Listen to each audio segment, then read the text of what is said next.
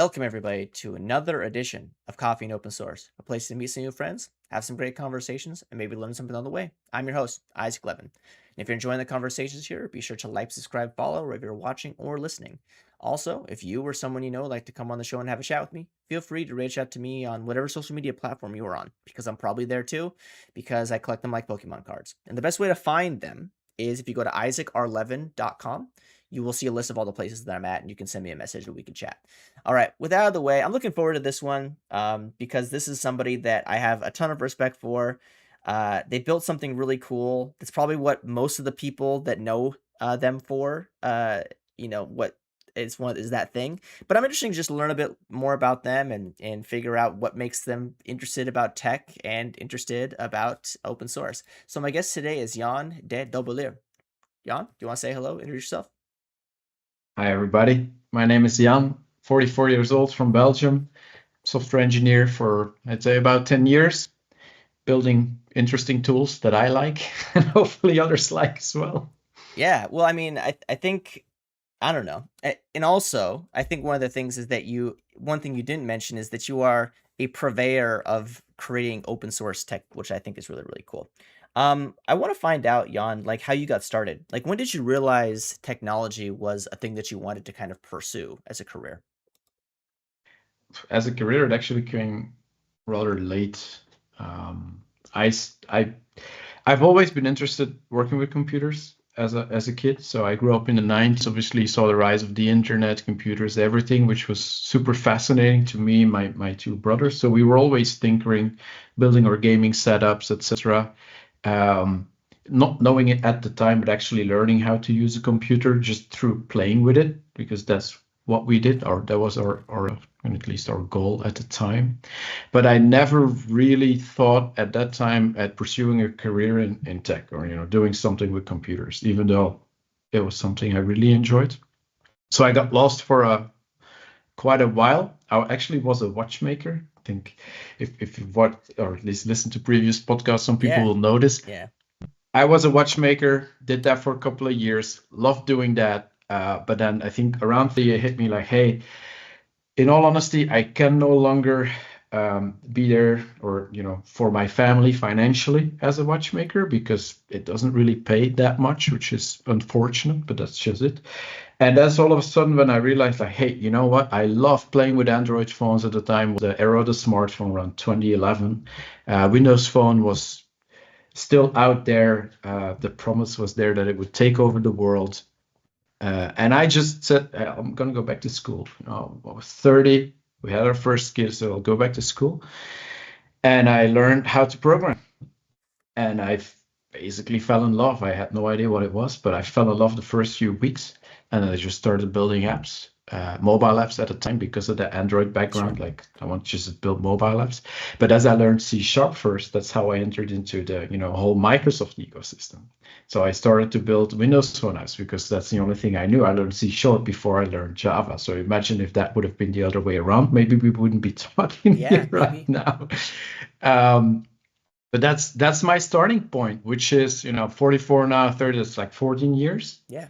Uh, and I've immediately, you know, I always thought that software was built in the open. So all my first line of code, I did it on GitHub, Yeah. which is really weird to realize.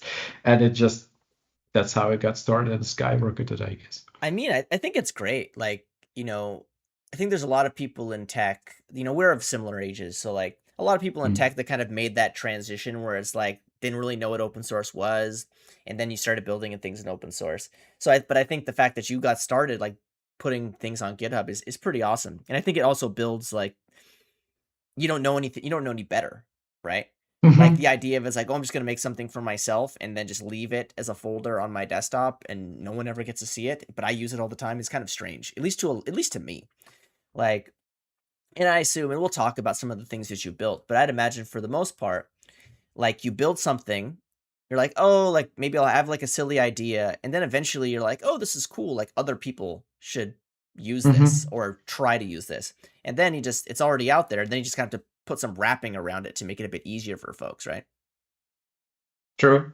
The thing is, if you start in the whole Android, Linux ecosystem, everything is in the open. You Sure. can find everything as source somewhere. So that's I think how I connected those dots. Like, oh, if I built something myself, I just should put it on here.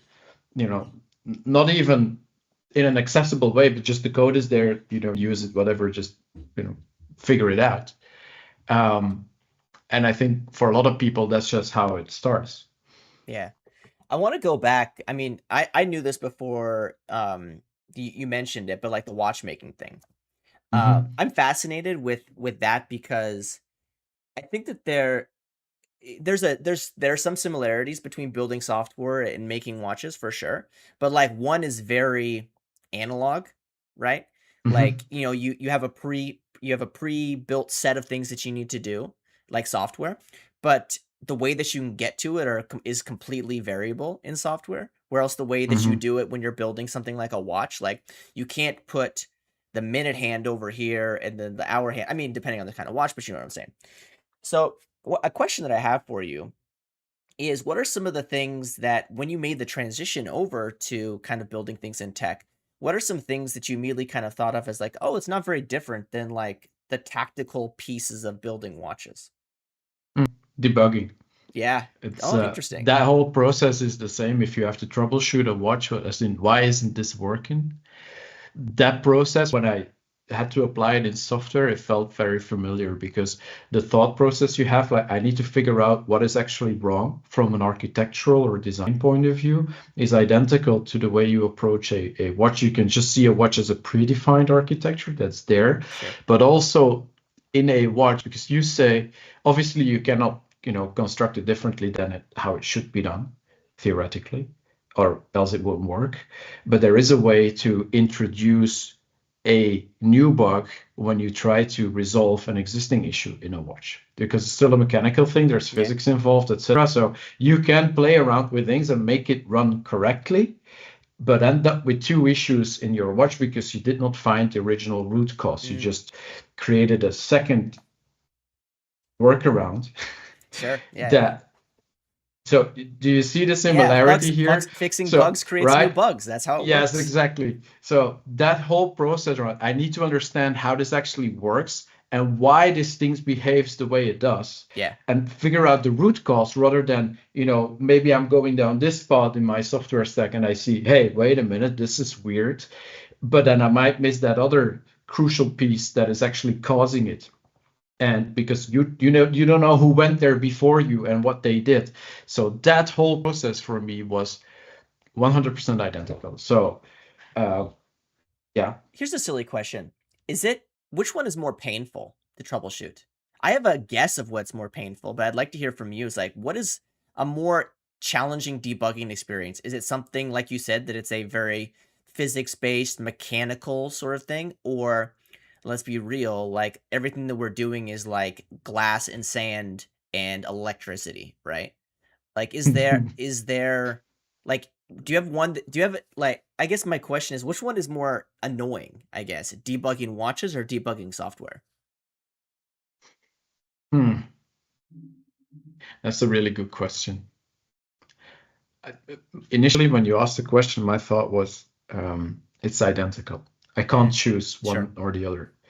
Um, you could say, from a complexity point of view, sometimes the software stack can be more daunting. There's a lot of fear that comes into play as well if you look at the size of things and then try to figure out why is this thing behaving the way it does. But you have the same in watches as well, because you do have complexions, like maybe you have a chronograph or other complications, mechanical ones, then in your watch, which make things also complicated.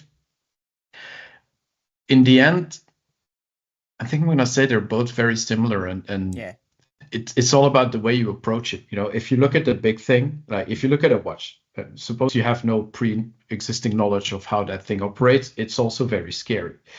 It's the same as meeting a new code base, but you start with what you know, and you try to look at small pieces, one at a time, figuring out, okay, can I figure out how this works, and what happens here, and figure out that pathway all the way to the way you end up there, which is basically that process again, which is identical regardless of the type of problem or thing that you're trying to fix. So I would argue there's not much difference, and it's all about, your own mindset and how you approach these things that makes you solve it. Yeah. Like I was just thinking it's very similar, right? Because I mean, one of the biggest challenges that we have with building software is things that we didn't write ourselves, right? And Mm-hmm. you have the same issue when I imagine when you're building watches. Like you're not fabricating the metal, you're not, sourcing the pieces directly. You're getting them from other vendors, and you're kind of doing the combination of all the individual parts, right? Which, you get one thing, like maybe there's a gear or something that wasn't fabricated very well, and that's a third party dependency that you Mm-hmm. need for the watch, right? Similar to software. It's like, oh, this bug is only happens when I use this particular library, right? Mm-hmm. Right? It's very, very similar, which I think is kind of fascinating. And I have one more question on the watch thing. Like, actually, I have two questions. Do you still like, could you today, like, do you still get enjoyment out of the idea of building watches? Because, and the reason why I ask that is because there's something very quaint is not the right word, but it's so different in, like, when you think about Mm-hmm. like someone in tech and they're doing something like very deliberate with their hands, right? Which, I'm very fascinated with people in like the engineering world in general because of that. And then my last question is a silly one, like, what is the favorite watch, like your favorite watch that you've ever like touched, right? Maybe one that you built or one that you've seen. So two questions, but and then we can move on to software. But the watches, like, watches are interesting to me. I'll start with the second one. Okay. Um, Most favorite. It's a difficult question. So what I love is things that are complicated but beautiful and work. So I have a huge passion, and I'll probably never own. Maybe I shouldn't say never. I should have some ambitions, but I'm also realistic. Sure. Do you know the Jaeger LeCoultre Yeah. Tourbillon? Yeah. Yeah. So I'm absolutely fascinated with how that works because it's an engineering marvel. It's so tiny and it solves an actual physical problem in a watch that nobody was able to solve, or at least solved on that scale previously. And it's beautiful to just look at, see it move, and if you understand how it works and why it does that and how it operates, it's super fascinating. So that's definitely that one is out there Yeah. as a technological marvel in watchmaking. Absolutely love that one. And then you have to repeat the first question Yeah. because I already got lost in No, the no. So second like, one. I guess the question is that would it be something that, like, is it something that you could still do as a hobby and not like get annoyed? Because I think a lot of people, it once like they do something for work long enough, it turns into something that's not as interesting, right? And we'll talk about like how that in software that sometimes that isn't the case, but you know, like a car mechanic, I can't imagine like they get very excited about like working on cars at home for free. Maybe I'm wrong. Hmm. It depends on your But passions, that but is anyway, that's definitely true. Like as a watchmaker, I never went home and I kept working on watches. yeah, That's 100% true. That said, I think I would still enjoy it. yeah, Would I do it in the same extent that I'm working with software after hours? No, like yeah, 100% no. yeah, That's yeah, never going to happen. But I could still enjoy it even today, yeah, just because it's identical to building something with software because it's your computer is that challenge and you're just writing stuff and figuring things out. Same with repairing a watch or just assembling it. It's just you in the moment. You just have this one task that you're trying to complete and figure out with the same complexity sometimes. So that's still beautiful, yeah. but it's different Hmm. because the thing with software is you can actually craft something from nothing. You can have an Yeah, idea and then just do execute that idea. yeah, And that is, in my opinion, the beauty of software engineering is we're all creators. If you can code, you can build whatever you want. hmm, There's no limit to whatever you could do. It starts with, do you have an idea or something that you don't have right now, a good use case, and you can just start building it if you have the skills. That barrier is even lower today, looking at the advancements in AI the past year, yeah, I would argue. So it's beautiful. yeah. I mean, I think I've had this conversation a ton of times, so I'm not going to belabor it, but The idea that software is art is something that I consistently come back to over and over and over again. Like, as you were talking about watches, you're talking about like beautiful or engineering marvel or these sort of Hmm. things that are like uplifting. And I could say the same thing about software, right? I There's just an elegance to some ways that we build software. Like, and I say this a lot too, like you need a very specific like sort of mindset when you write software. Like you Hmm. have to have a little bit of artistic ability. You need to have a grounding in how things actually work. And there's a lot of creativity involved, right? Which I always like equate to that's kind of basically it's art. And it also is very funny Hmm. that a lot of people in tech like they also paint or play instruments or have some other like artistic expression throughout their lives. I wholeheartedly agree. Um, I think the thing is with watches, and this is maybe the reason I also look at a tourbillon as saying this is beautiful because it is a if you look at it, it's a very simple solution to a complex Sure, problem. sure. So from a design point of view, it does exactly what it needs to do, but it is still you can understand it, you can look at it, you can figure it out. It's not very challenging. It is engineering marvel, but it's in its simplicity. I think someone once said, I don't know, is the biggest complication lies in the simplicity, Yeah, and that's how I look at beauty in software engineering as well. If you can make it easy to do something complex, you've done a terribly good job. yeah. And that's something to be proud of. Whether or not it sticks to certain standards or whatnot, I'll leave that in the middle. But still, being if you can do that and achieve that, that's just beauty. In it doesn't then in software engineering or watchmaking, whatever. I totally agree. And to back to the point about like what your favorite watch is, I'm very glad that you didn't say like a Petit Philippe Nautilus or something like that. Like some watch that's like very very expensive, but like I think a lot of people will say like it's expensive because of brand versus like the actual watch Hmm. itself, right? Um, but yeah, no, I mean, like I mentioned, I find people that can do really exquisite things with like because there's all of the like there's math involved, there's physics involved. I think it's really fascinating. But then the same thing, there's a lot of math and physics involved in computer science and building things, right? Um, Hmm. as we transition to tech, like you kind of answered the question a little bit at the beginning, like when did you kind of notice this idea of like, oh, people just build things out in the open?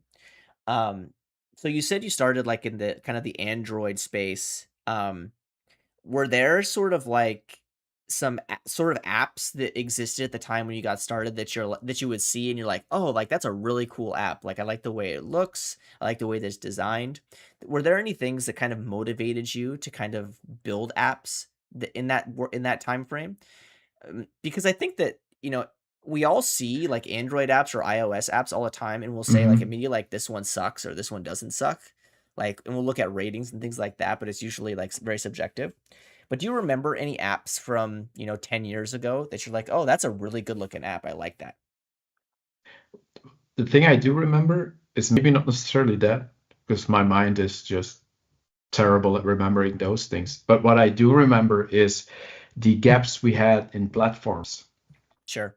when it came to availability of applications, etc. That's something that always really fascinated me, and that's always been a trigger for me to start building stuff. Um, and design wise, I'd argue Android at the time, if you compared, because back then the Android iOS war was waging heavily, Yeah, yeah. a lot more than it was today, because Android was coming up, iOS was like, we're already here, we're established, we have all the apps. That Yeah. was kind of the momentum at the time. But then you had Windows Phone that entered that whole ecosystem. And that's when I first did notice design because they did things completely different. Sure. If you remember the platform with live tiles, etc., that whole design language, I think that definitely really fascinated me and influenced me a lot, I think. Yeah.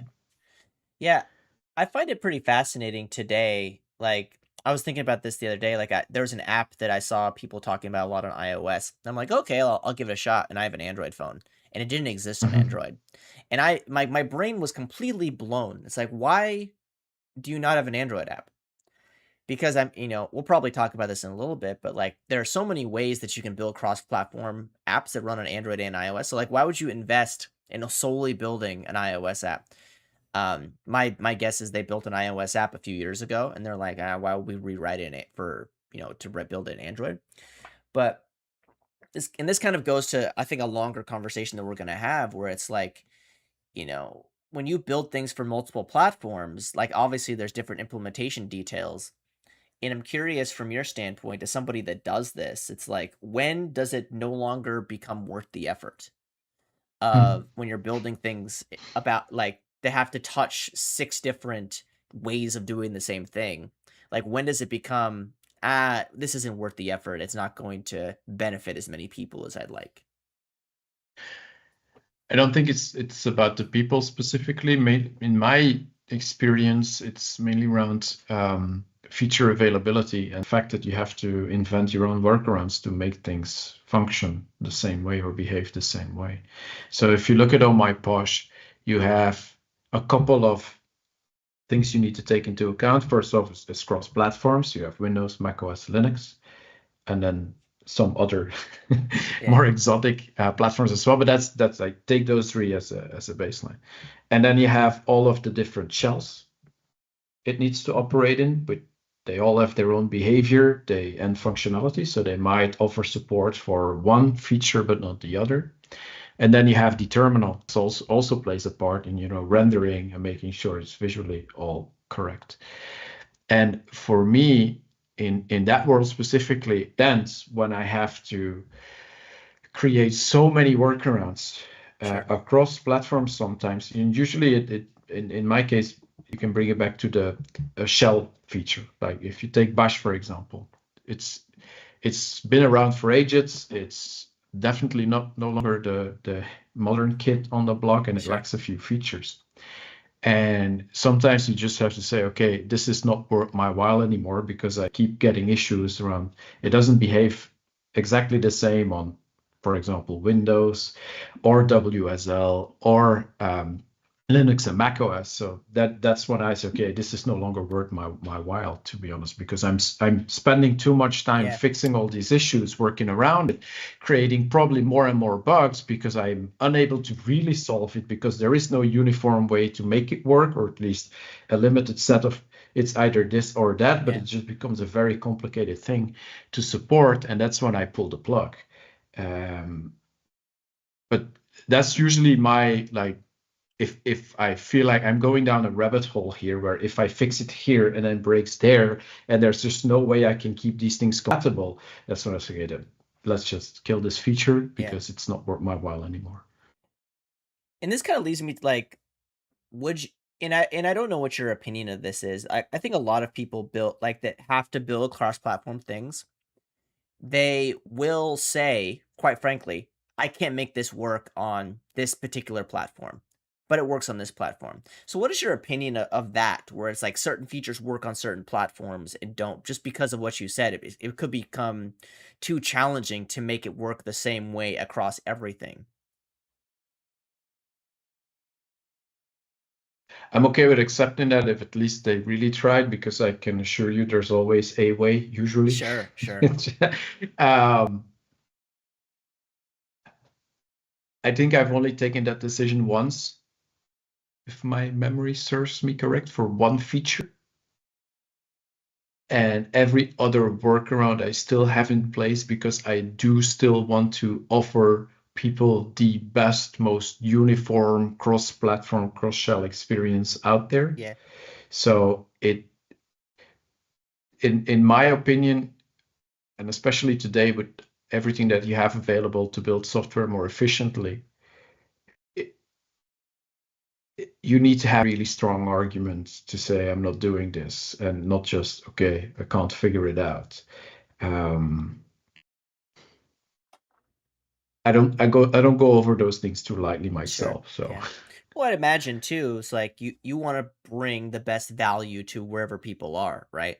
Mhm. And if you had to make a concession and saying, "Hey, if you are using this shell on this operating system, sorry," I mean, I imagine it doesn't feel good as somebody who kind of strives to kind of bring great value to people.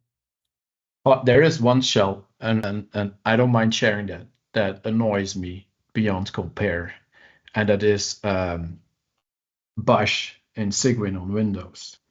So Okay. that because That's that thing is an abomination. that's for sickos only though. Like, Yeah, if yeah. you use that, you're either very early in your career and you stumbled into it, and I forgive you. If you're a seasoned software engineer and you're still using that on Windows, you're either stubborn. It's the worst thing you could be using, and it's the worst thing to support Oh, sure. from my point of view. So that's one where I would, and so I get what you're saying with you want to offer the best possible experience, and But not for them. and But maybe it goes against what I just said earlier, but yeah. that thing, I would love to see that being shelved. Just let's just graveyard this. There are so many good, beautiful alternatives. If you don't like PowerShell, go to New Shell on Windows, because that's a new kid on the block. It's amazing. They Yeah. do a terrific job at building a shell that is like PowerShell, but as efficient as what you would get on Unix. So it's very familiar, beautiful. So there's still people using Bash in Cygwin or Git Bash. I mean, no, please don't. I Um, honestly, I have not thought of Cygwin in 10 years. Like like you say Cygwin, I'm like, wait, oh, that's a thing still? I oh just yeah, think it for was one of sure. those things that just kind of disappears. Like I see Git No, Bash occasionally and I'm like, why? But but yeah, anyway, like that's a thing too. but it's still out there. It still ships with Git. There's still a lot of people that use it, and usually it's the same type of person.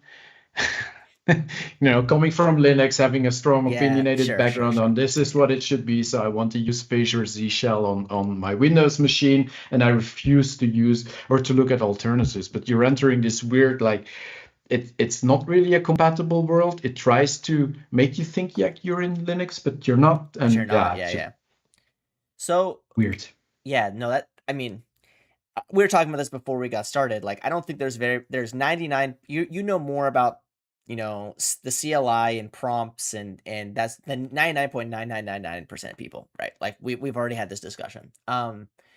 So like you started out like building like client apps, like Android apps, Mhm. and then you kind of moved this pivot into C# because you wanted to build things in UWP, I assume.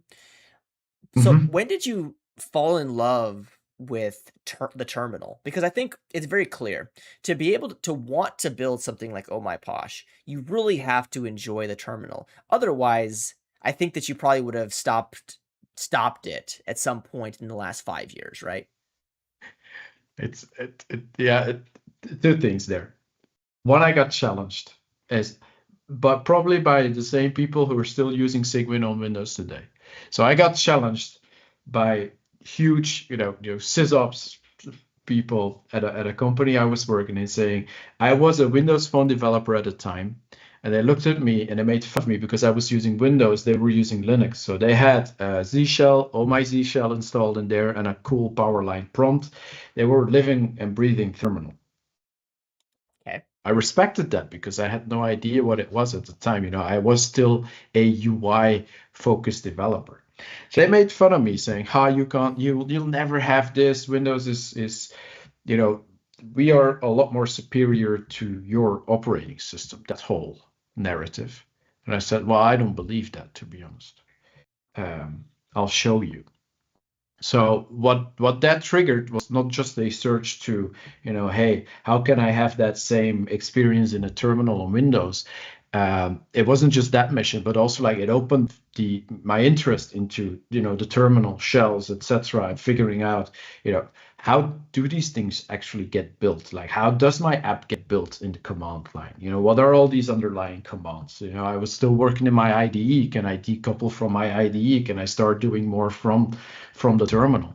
So that's silly, and it was just a one sentence that someone said at one point in time while I was standing next to them looking at their screen that triggered that whole interest, and I felt like Alice stumbling down the rabbit hole, because there was no terminal on Windows, at least not, the native one was terrible. Sure.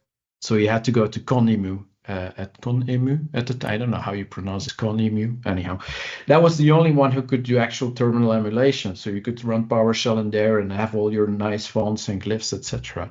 And I just started hacking my way in there, and then that led to other automations, and starting to do things from the command line and figuring out, okay, how does my C# app get built on Windows Phone? Can I just use the MS Build command line tooling, etc.? And that's how I got into whole CI/CD automation. So it's crazy how a single conversation ended up me feeling frustrated or Yeah. feeling like I'll show you, and that just triggered a whole adventure, Yeah. which was pretty cool. That I would have never known all of that existed if I just stayed in my IDE comfortably building stuff. Yeah, it's pretty wild So. that, one conversation could get you to the point where you are today, right? And I think a lot of people Mm, have similar things like, they have that one project they worked on that kind of grew their interest in a particular area, or they have one colleague that like really inspired them. And I always find it very fascinating because I think we all get motivation from different things. But I love the fact that your mhm. motivation was like proving some like crummy old like sysadmin wrong, right? Which I think just is really that's like very on point for a developer. Um, so and we talked about this a little bit before we got started, but I just generally want to talk about kind of the inception of Oh My Posh. Like, at what particular point in time did you realize, okay, like this is a thing? Like, not that like that you actually wanted it to be like a thing that people used, because I think we're very guilty of this in tech. Like, we'll build like something for ourselves, and then we make it a determining factor whether or not it's for other people or not, depending on if you think it's cool. Like, and I don't mean like putting it on GitHub. Like, that's one thing. Mhm. Like, there's a whole nother process around like making it usable for people. Because I think we all have like repos out there, projects out there that are just like, hey, this is some experiment I did. Your mileage may vary, but it's a substantially different thing to ship it to stores and have documentation around it and have a website with all the information about it. Like, that's a very non-trivial Mhm. task, right? So once you decide this, like, oh, this silly little like console thing that I've built, like this has legs to it. Um, it's not something that happened overnight, Sure, obviously. sure. Um, but there's a whole history with OhMyPosh, and its original creation, which was more like, can I mimic OhMyZ shell, but then for PowerShell, Yeah, and it was purely PowerShell based, and it was almost identical to what OhMyZ shell did at the time. I built it out, and I think at that point in time, somehow, somewhere, there was a lot of momentum in the PowerShell community, and that's also when I created a PowerShell module and I published it to the PowerShell gallery. But it basically stopped there. Like, that was it. You could see that some momentum was building, because it turned out I wasn't the only one who was looking, or at least who figured out, hey, this is what I want, and I think terminals are pretty cool, and I also wanted to look nice on Windows using PowerShell. That was definitely something that already happened, I think, 2 to 3 years down the road. And then I transitioned, because I moved away from Windows and started using Macs quite a lot. And I figured, like, hey, I learned quite a bit over these past few years. And if you look at it from an accessibility point of view, because this is the thing, if you look at Oh My Z Shell, and I shout out to Robbie Russell, amazing person, amazing people, amazing project, by the way, but you still have to know Z Shell. And I was shifting operating system, and I was shifting shell at the time, and I was missing my own prompt, my baby, sure, what sure, I sure. created. And that's what I got me thinking, like, hey, there's so many people who want to use this. And in my experience, coming from Windows, less terminal savvy people, because it's not native to the platform. If you use Linux, obviously the first thing you see is a terminal, 9 out of 10. At least back in those days. That's also shifting now, but back then it was definitely true. So you meet a lot of people who basically have no experience with PowerShell, and maybe they don't want to know PowerShell. They just want to run commands in their terminal. And they use different tooling. They have a different stack that they work with, but they still want to configure their prompt nicely. So that's when I started thinking about, hey, can I make this cross-platform and configuration based rather than PowerShell based, maybe JSON file, Yeah. YAML, TOML, whatever. And then I started experimenting with this, and I came to a point where I was able to swap it because it was feature complete, or at least on par with the PowerShell module. And I just swapped it out. I just, let's try this, let's figure this out. This new way of working, which to me it led me into a whole new universe, as in, because it was more accessible, I was meeting more and more different people and seeing more and more constraints around my assumptions of what they knew. That turned out to be incorrect, because obviously my knowledge was a lot broader, or at least Sure. exhaustive, than theirs. So that then leads you to writing different documentation, more documentation, figuring out how to architecturally evolve these things to be accessible, etc. Because that was the whole idea, was I want people to just install it and use it out of the box without any prior knowledge. It should just work, Yeah. right? And you should be able to configure it without needing to know all of the details of the underlying workings or tools. Just you focus on what you want it to look like and what you want to display. Done, right? And that process, because it started in, I think the original was 2016. Then I recreated it around, let's say, 2018 in Golang. And so it's been ever since that moment that I've been gradually reworking, that the documentations that are based on input from people, because that's when you see momentum happening. People come up to you with questions. They say, I don't understand how to do this. I want to figure out this and this and this. And this is where mindset definitely comes into play. And I see this in a lot of, I have this conversation with a lot of maintainers. You could either look at feedback or questions as annoying, Sure. because obviously they come to you and you have little time, or you can turn the question around and ask yourself, like, hey, what should I do differently, or what should this person have known so that they wouldn't have come to me? And so you change the documentation, you make it more understandable, you tweak these things, and that's a process of years, basically. Yeah. Like, it's about content, it's about website layout, intuitive, structuring, etc. And I guess it's never done because there's so many different types of people out there. There's not one form Yeah. factor that Yeah. works for everybody. But the tipping point is that influx of issues Yeah. flowing your way. Trying not to get overwhelmed, but just seeing that as an opportunity for you to improve the product. And I guess that's what I always did ever since day one, which is maybe also the reason why it never felt like, okay, there's an avalanche of things coming my Sure. way. That's fair.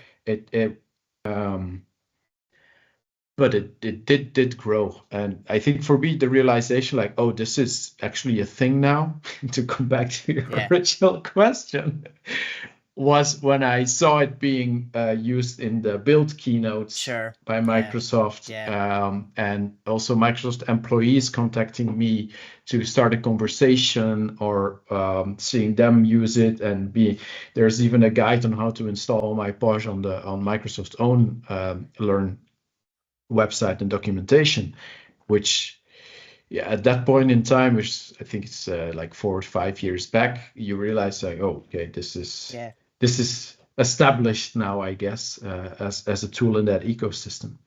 Yeah. I mean, I could only imagine what it feels like, to build something, and then all of a sudden you have all of this, and I mean this in the best way, attention, right? Mhm. Like, I had a similar thing happen to me. Like, I built this thing called Presence Light, which basically it Yeah. takes your team's presence and it basically broadcasts the smart lights.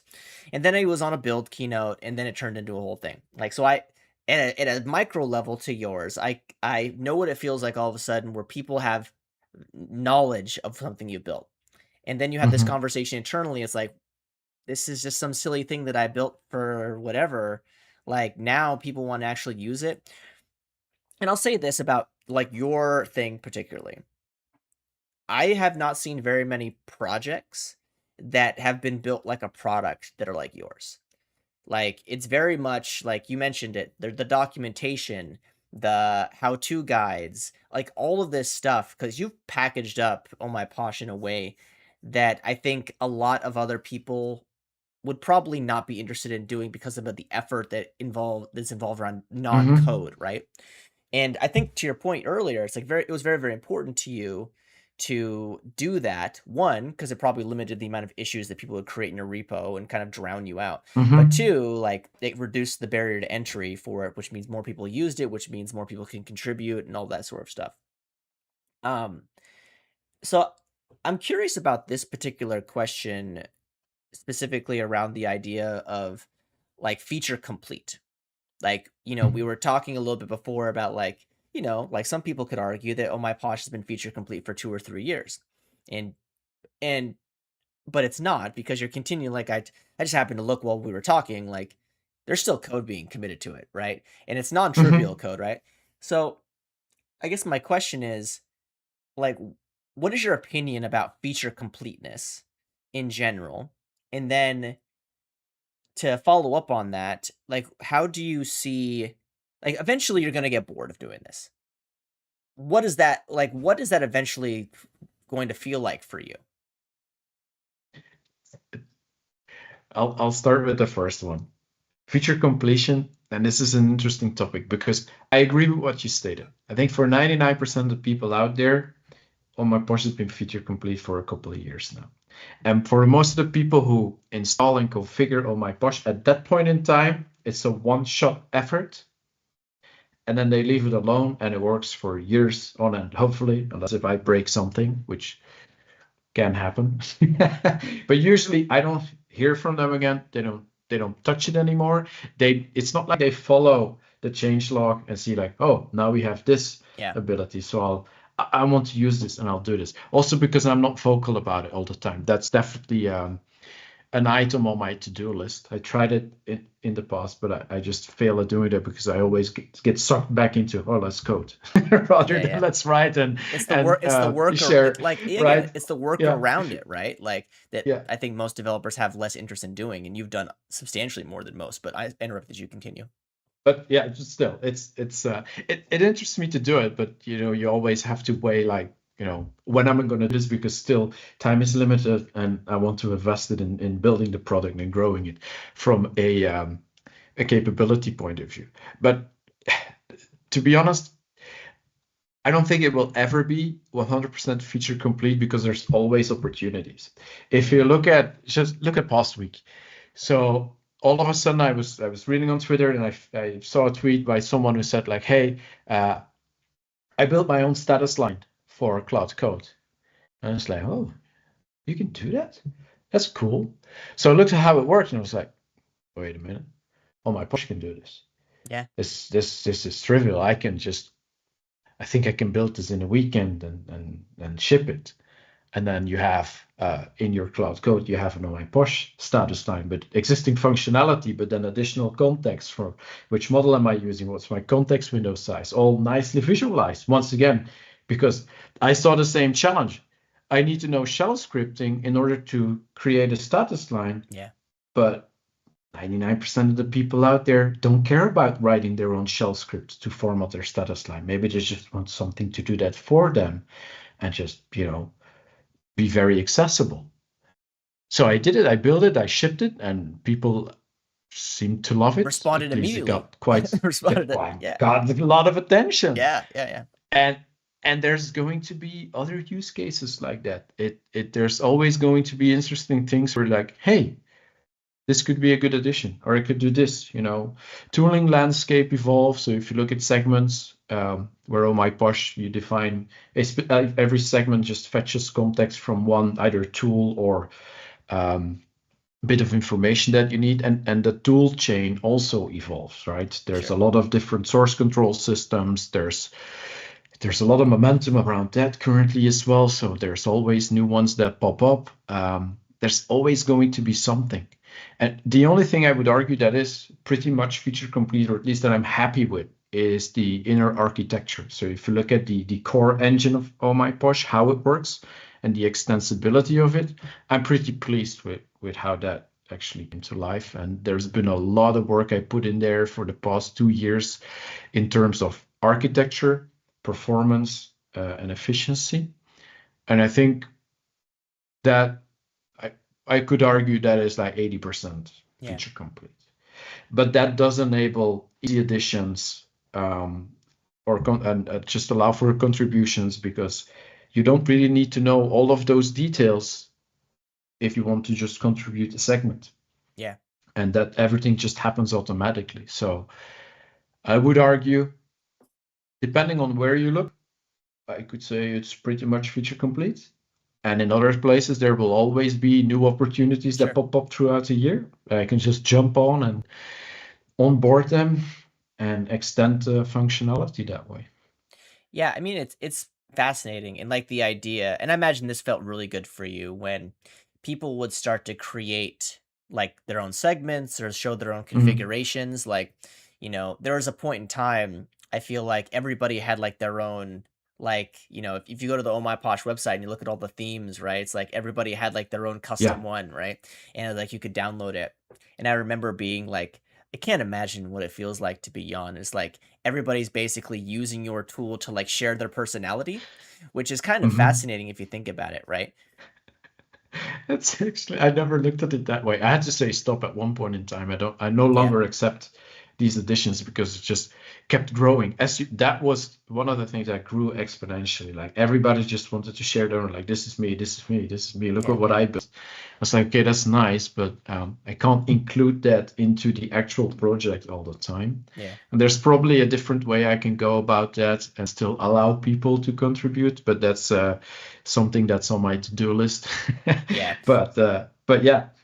Yeah, I mean it is an interesting like way, like it again. I think in general people in tech, they like, we all kind of like to nest. We like to kind of create like our own Mm, little world, right?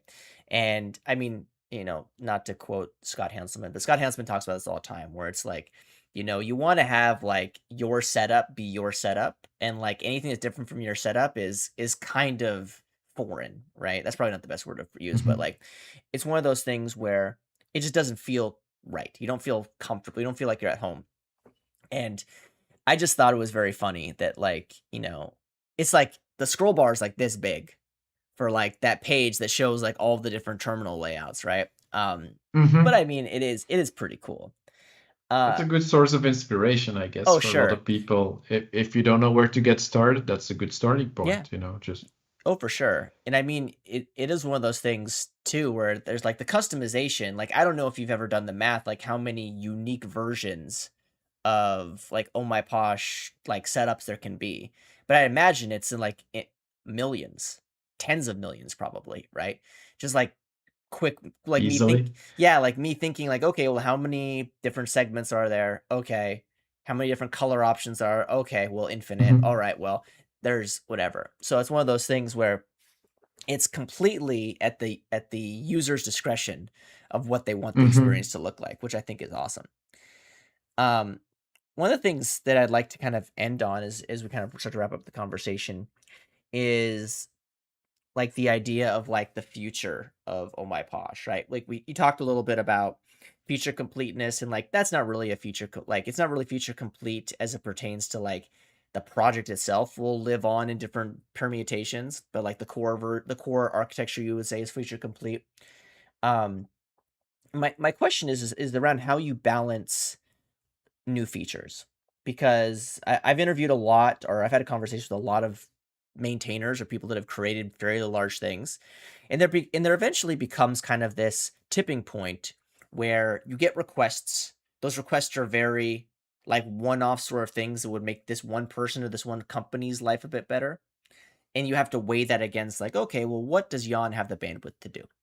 So I'd like to mhm. kind of get your opinion as to like ways that you could take Oh My Posh in the future and still kind of leave it at that core of, you know, of what it is. People just go, they download it whatever way they want to download it, they configure it whatever way they want to do it, and they just run it, right?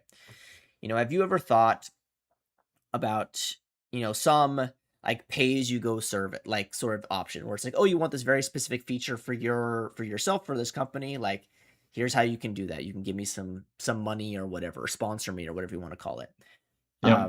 Also like how you manage sort of user requests, because obviously a project the size of Oh My Posh, like you get tons of requests. And yes, you have probably some Mm-hmm. process to prune things that are not interesting or that have already been like requested or already exist in the platform, which I bet you get a lot, right? Hey, I would love Mm-hmm. this in OhMyPosh. It's actually here if you go to this page, right? Yeah, Like so, that like happens what? a lot, even to Yeah. me, by the way. Well, I I mean, also forget what I you've did. been building it for almost 10 years. I would hope that you don't know Yeah, everything that's in it, right? no, for sure. I've even started building on stuff only to realize I already have it. That Yeah. happens. Yeah. Now I ask Copilot before I start, like, did I Yeah. already do this? Because it's a lot smarter at telling me than I am. Yeah. Yeah. So um, the long-winded way of my there's question is like, what do you see, like, how do you manage sort of the responsibility, quote unquote, that you have as the maintainer of OhMyPosh, making sure to continue on that story of like making people's lives a bit simpler when they work in Mhm. terminals? So there's a couple of questions in there. The first thing is if you look at the open issues in OhMyPosh on GitHub, you'll notice there's not that many. And there's a reason for that. I think one of them is that usually when people ask something, even if it's niche, but I see, okay, this can be done fairly easily, I'll just do it. Mm, Provided that the impact on performance is not there. Like if it's something that I know, okay, this is going to impact other people and it's not really smart to build this in as a core feature, I'm not doing it. And I'm also vocal about that, and I'll say, I respectfully decline because of yeah, this and these and these. It's okay to say no. You don't sure. always have to please everybody. You can always say no. I've also removed functionality because I realized at one point in time it was the wrong choice or it had too much of a negative impact. So that's also okay to do. And I do have if you want a custom segment, there is a tier in GitHub sponsors that you can use to just pay me to do it for you.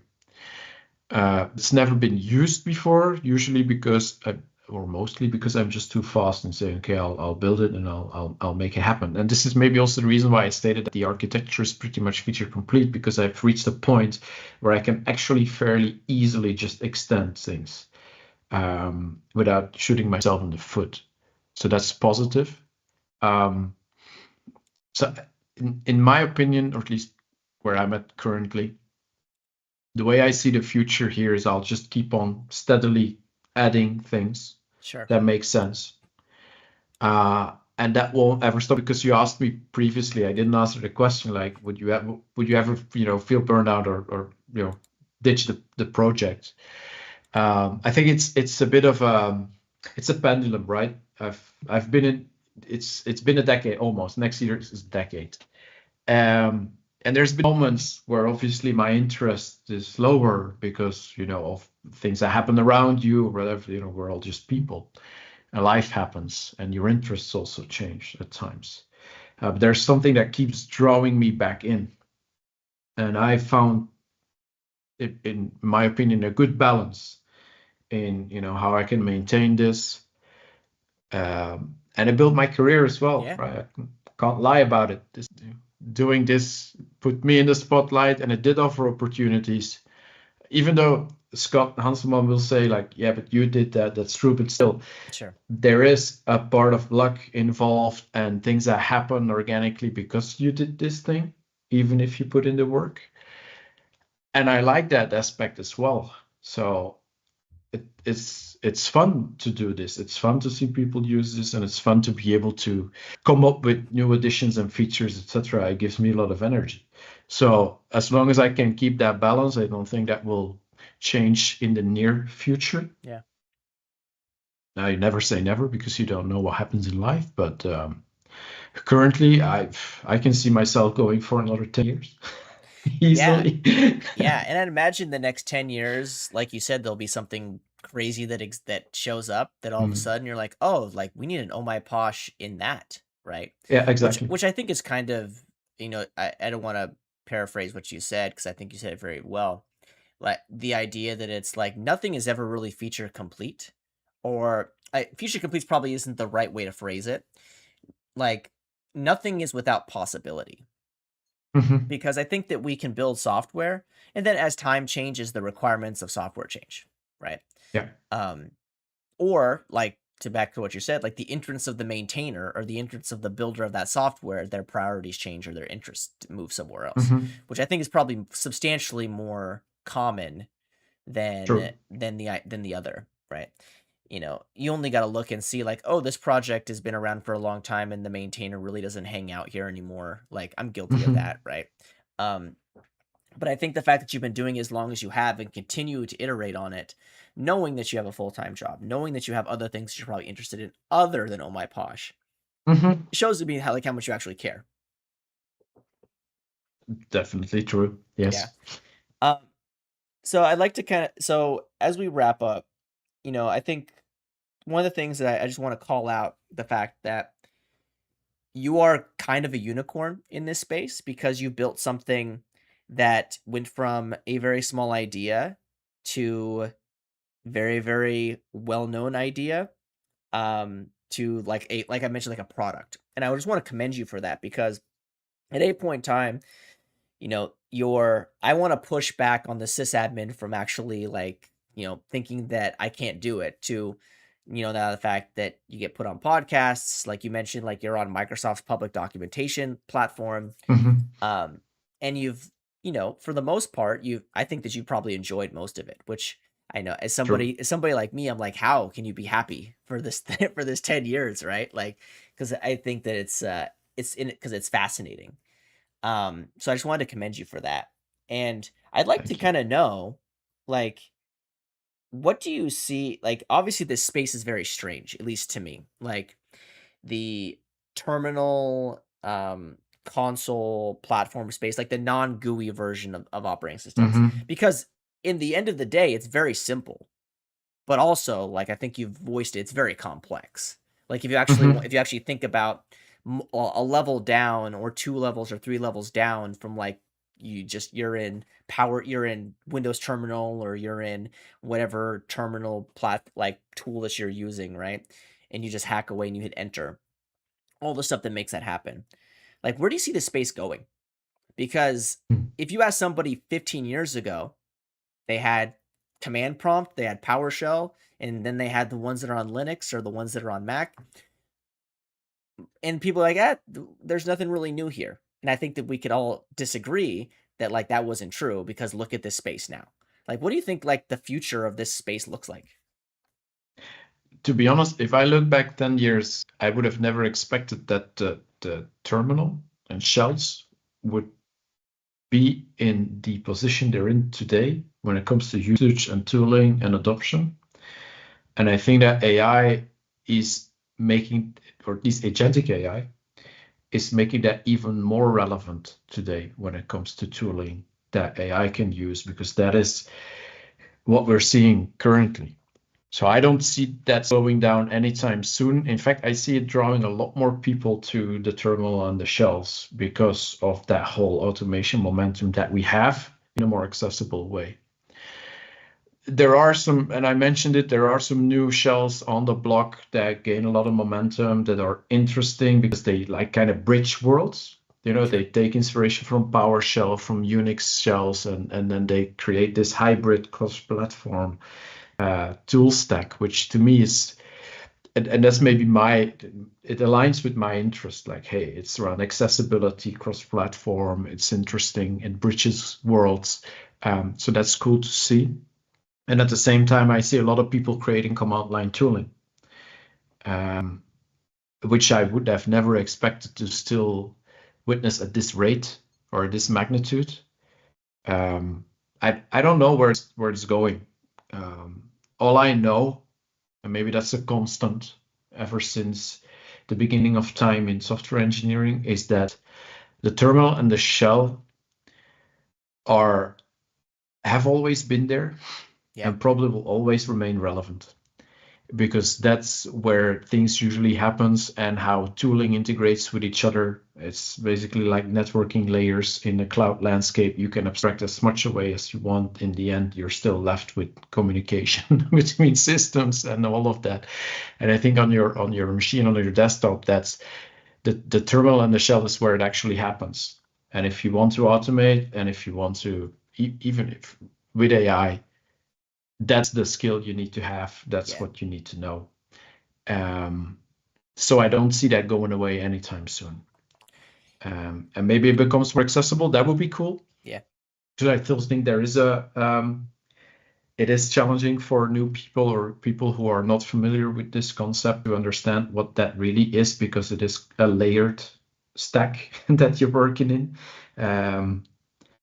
So maybe that's a good advancement, but I think the Windows Terminal team is doing an amazing job at that on Windows at least, which is formidable. Yeah, I think maybe around accessibility, but I don't see it going away anytime soon, to be honest. Yeah, it is crazy to think that, you know, the rapid expansion of this space, and I think your point about how um agentic work in general, it just makes more sense to use this interface, right? Mm-hmm. Versus, other interfaces that might exist. So I'm fascinated to see what the next, 2 or 3 years looks like in this space, because I think that we're in this upward trajectory with all of these AI related things or LLM related things. And I'm very Mm-hmm. curious to see. I expect there's going to be far more integrations of my Posh into things. One, because I think that there's need for it, and two, I think that you have this level of curiosity where you're like, similar with the Claude thing. It's like, oh, Mm-hmm. I think we can get in here and do this thing and provide a little bit of value. And, I think that's evident of itself just based on, you do something and people are like, yes, thank you. Didn't even know we needed this, but thank you, right? Yeah, it's the Apple strategy, right? I'll tell Yeah. you what you need rather than you telling So me. it works for But some people, it, not for it, all of them, but works for it's some people. yeah, it's yeah, interesting times, I'd say. It's software engineering in this day and age is pretty damn awesome to be in, to be Yeah. honest. I can't disagree. I mean, even to the effect that it's like, what would I do if I all of a sudden didn't want to do this anymore? What would I do? And then I just sit there staring blankly at a wall because I have no other It, ideas, right? you do the same thing. If if I retire tomorrow, I'd still do this. Yeah, but at least you can fall back on building watches. That's true, but I probably wouldn't. Sure, sure, sure. Maybe once a year, Yeah, and I'd still try to hack on software because that's what I love doing. yeah. No, I think that the people that find software the particular way that you and I have are building things, it just scratches that itch that like literally nothing else can scratch. Mm. Which that's the only way that I've been able to effectively uh kind of explain it to people that aren't in tech. It's like, you have a scratch that you can't reach, and literally the only way that you can reach is by like using a particular tool, right? Hmm. And I think that for a lot of people, yourself included, like that's what tech is for you.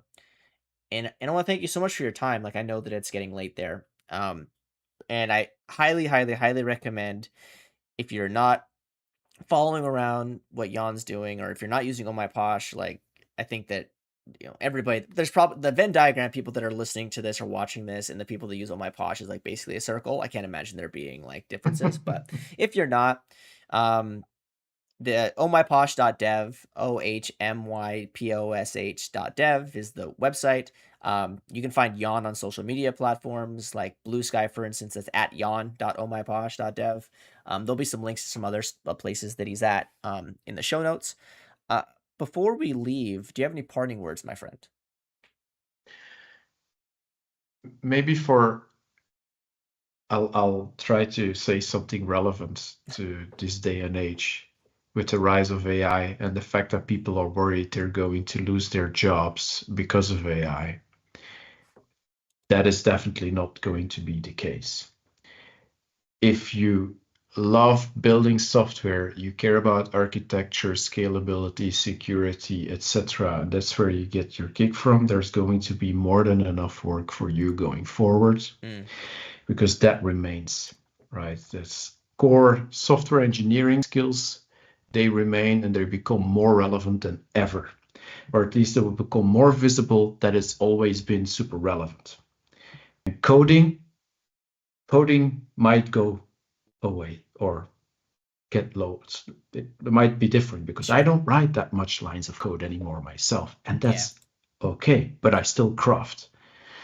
So embrace that future because it's not going to slow down. And if you're one of these people that's like, well, I'll just wait it out, you will become the victim of that attitude. Yes. So my advice would be go in, learn how to use those tools, understand how they work, what the power is, what their limitations are, and you will see that your skills, the things you've always relied on, matter now more than ever. I can't agree more. Like, it is safe to say that people that take advantage of what's going on right now as an opportunity to change the way you do things will be substantially uh more prepared than the people that are just ignoring it. And I totally agree with that.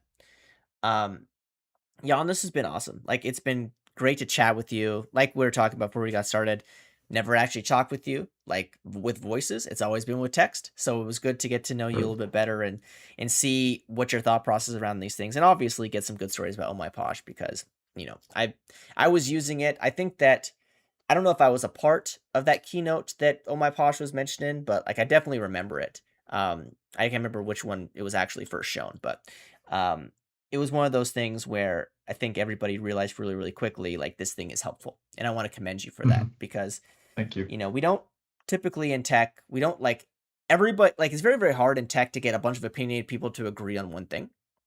And I think Oh My Posh is almost to that level. Not 100% because again, like there's always crusties in the world, but I think a lot of people have kind of see the value that what it brings, and it's all because of you.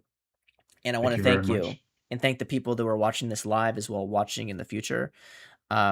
This has been Coffee and Open Source. My name is Isaac Levin. Be sure to share this with your friends or reach out to me if you want to chat. And for my friend Jan, I hope you enjoy the rest of your day. Take care.